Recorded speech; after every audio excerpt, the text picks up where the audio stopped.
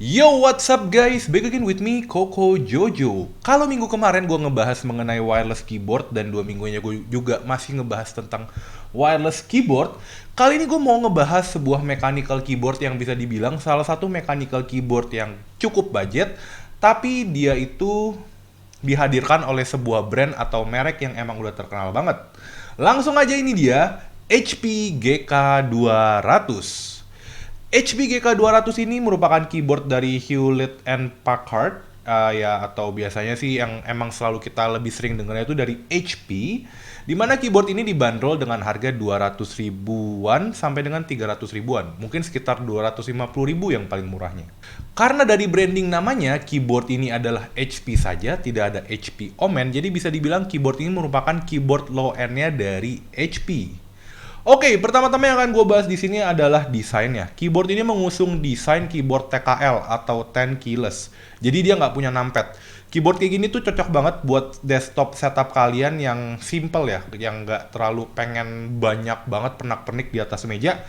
Desain seperti ini menurut gue adalah perfect choice-nya. Kenapa? Karena secara tombolnya masih lengkap dan dia tuh lebih ringkas dibandingkan dengan full size keyboard. Oke, untuk desainnya sendiri, keyboard ini simple, nggak terlalu banyak RGB atau lampu-lampu indikator di sini. Nih cuman ada cuman ada keycapnya aja di sini, jadi emang nggak ada indikator apa-apa. Terus di sini juga paling yang agak beda ada tulisan HP dan juga ada pernak-pernik baut yang bentuknya ini udah bentuknya segi 6 bautnya. Gua kurang tahu juga namanya apa, tapi di sini ya bentuknya segi 6. Jadi kalau misalkan kalian pengen ngebongkar keyboard ini, pastiin kalian punya baut segi 6-nya seperti ini. Oke, terus untuk font di keyboardnya ini fontnya juga agak-agak sedikit mengotak-ngotak ya. Jadi mungkin biar desain keyboard ini lebih kelihatan digital gitu. Terus kita lihat di bagian belakangnya. Bagian belakangnya juga sebenarnya bisa dibilang cukup simple. Cuma ini pakai bahan plastiknya tuh desainnya sengaja pakai desain plastik yang kasar. Jadi mungkin kalau kegores nggak terlalu kelihatan. Di sini juga ada rubber fitnya. Tapi rubber fitnya ini kelihatannya agak simple ya. Mungkin karena emang ngadepnya ke bawah, jadi nggak terlalu dipikirin banyak lah sama si HP. Terus di sini juga ada tulisannya mechanical keyboard GK200 sama informasi mengenai keyboard ini. Terus di sini ada ini namanya kayak apa ya? Kayak rubber, bukan rubber fit sih. Kayak kaki tambahan sih. Jadi kalau misalkan kalian pengen ganti angle-nya, bisa kalian tinggal buka aja kakinya ini. Dan ini jadi si keyboard ini punya dua angle pada saat kalian pakai, angle yang lebih tinggi seperti ini ataupun angle yang lebih rendah, yang lebih datar istilahnya seperti itu. Oke, lanjut untuk kabelnya sendiri. Ini kabelnya menggunakan desain atau bahannya itu dari bahan karet. Jadi emang karena keyboard low end, dia bahannya nggak terlalu mewah-mewah banget. Terus di sini juga ada USB portnya, dan USB portnya ini bahannya itu seperti biasa, cuman dia tuh udah gold plated sebenarnya. Cuman ini mungkin karena umur jadi udah agak hilang gold platednya. Terus di sini ada logo HP di sini, dan ini sebenarnya menurut gue desainnya agak sedikit lebay sih. Jadi mungkin kalau misalkan USB portnya ini nyolok di bagian yang kelihatan banget tuh, gue berasa agak sedikit lebay aja USB portnya ini. Terus untuk kabelnya sendiri, dia juga pakai desain kabelnya itu yang disolder ya. Jadi kalau misalkan kabelnya rusak, ya udah kalian nggak bisa ganti kabelnya. Ini kabelnya fix gitu. Oke, lanjut untuk build quality dari keyboard ini. Secara build quality, ini keyboardnya berasa cukup kokoh. Cuma emang bagian bawahnya ini bahannya dari plastik aja, sama seperti keyboard lain sebenarnya. Terus di sini juga top plate ini yang gue seneng, dia pakai bahannya tuh bahan besi gitu. Jadi ini ya berasa kelihatan lebih berasa kokoh lah, nggak kayak keyboard-keyboard tanpa merek murahan yang kadang suka build quality-nya kurang oke gitu. Oke, untuk switch-nya sendiri, ini switch-nya sebenarnya gue kurang tahu namanya apa, karena di sini nggak ada tulisan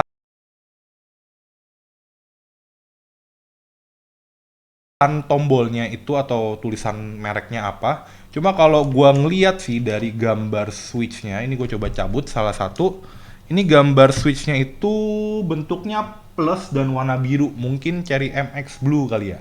Kalau kalian lebih ngerti tentang keyboard, mungkin kalian bisa tulis di kolom komentar di bawah nama switch-nya ini apa. Cuman kayaknya sih ini nama switchnya ini Cherry MX Blue ya kalau menurut gua. Soalnya kayaknya bentuknya agak similar aja sama Cherry MX dan warnanya biru gitu. Oke, untuk fiturnya dari keyboard ini, fiturnya sebenarnya nggak terlalu banyak ya, dan juga dia nggak punya apps. Jadi mungkin itu adalah salah satu alasan kenapa keyboard ini bisa dibanderol dengan harga 250.000 sampai dengan 300 ribuan saja. Karena mungkin keyboard ini emang hanya didesain buat kalian yang pengen nyobain mechanical keyboard seperti itu. Untuk konektivitas, udah pasti dia cuman pakai USB aja, jadi emang dia nggak bisa wireless ya. Dan ini gue bakal coba nyolokin ke laptop gue. Oke.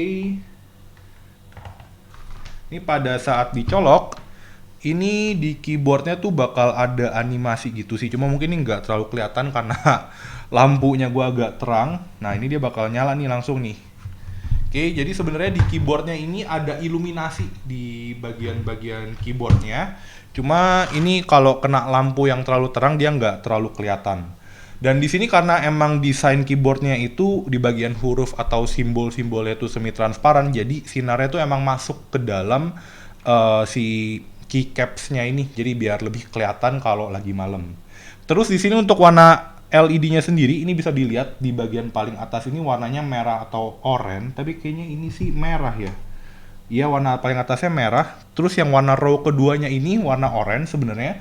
Row ketiganya warna hijau, terus row keempatnya ini warna biru, dan row paling bawah, sebelum paling bawah warna ungu, dan yang terakhir ini row-nya warna putih. Dan untuk RGB-nya sendiri, ini untuk warnanya nggak bisa diganti-ganti ya. Jadi dia emang kalau secara warnanya cuma satu warna aja, dan itu warnanya per row gitu. Dan sebenarnya kalau kalian pengen ganti warna RGB-nya nyala di mana aja, itu masih bisa di custom dikit dengan cara kalian tekan tombol Fn, lalu tekan tombol 1 sampai dengan tombol 0. Ini adalah RGB pada saat tombol 1, ini pada saat tombol 2, ini pada saat tombol 3, ini pada saat tombol 4, ini pada saat tombol 5, ini pada saat tombol 6, dan ini pada saat tombol 7, dan ini pada saat tombol 8, ini pada saat tombol 9, gak nyala sama sekali, dan ya terakhirnya dia sampai tombol 9 aja. Dan kalau kalian mau exit, kalian cukup pencet escape. Dan ini nanti RGB-nya bakal nyala lagi seperti semula. Terus untuk indikator caps lock dan scroll lock-nya, ini ketika kalian pencet atau kalian aktifkan, dia bakal nyala RGB di bawahnya. Seperti itu.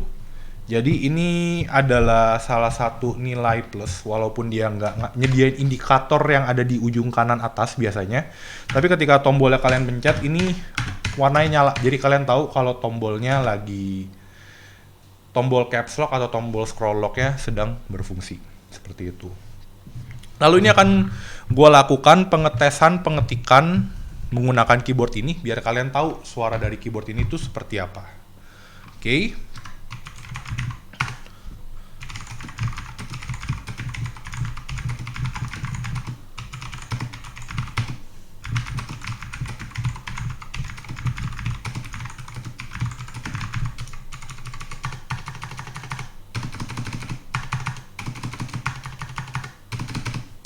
Oke, jadi secara suara dari keyboard ini, suaranya tuh cukup keras ya kalau kalian bandingkan dengan, kalau di rumah gue tuh gue juga pakai ROG Strix Scope RX, dan ini menurut gue suaranya jauh lebih kencang dibandingkan dengan Strix Scope RX yang switch-nya itu RX merah, RX Red Switch. Switch-nya ini jauh lebih kencang sih secara suaranya. Terus untuk kenyamanan pada saat pengetikan, yang gue rasakan pada saat mengetik itu, ini benar-benar berasa kayak pakai mechanical keyboard. Emang feel-nya tuh dapet banget, kayak berasa pakai mesin ketik. Cuma yang gue kurang suka pada saat gue pencet itu, salah satu tombolnya tuh berasa agak wobbling gitu kalau pertama kali gue pakai. Cuma mungkin kalau udah terlalu lama gue pakai ini keyboard, gue bakal merasa lebih nyaman pada saat melakukan pengetikan dengan keyboard ini. Gitu. Oke, in conclusion, pendapat gue mengenai HP GK200 ini, buat kalian yang pengen nyobain sebuah gaming keyboard dengan budget ekonomis, ini merupakan salah satu gaming keyboard yang bisa gua sarankan. Apalagi kalau kalian pengen punya sebuah gaming mechanical keyboard yang ukurannya tuh nggak terlalu gede, jadi meja kalian tetap kelihatan compact. Ini bisa banget jadi salah satu pilihan. Cuma mungkin masalahnya kalau kalian pengen bikin yang agak compact atau agak ringkes atau agak minimalis, yang agak ngeganggu mungkin adalah kabelnya. Cuma kalau ya kalian positioning keyboardnya tepat, rasanya sih kabelnya ini nggak bakal jadi masalah yang gede banget sih menurut gua. Oke, itu aja pendapat gua mengenai si keyboard HP GK200. Gimana pendapat kalian mengenai keyboard HP GK200 ini? Langsung aja kalian tulis di kolom komentar di bawah.